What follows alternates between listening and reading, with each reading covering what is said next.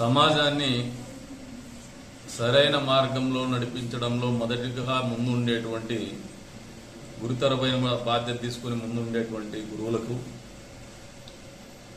Teachers day సందర్భంగా మనస్ఫూర్తిగా శుభాకాంక్షలు తెలుపుతున్నాం.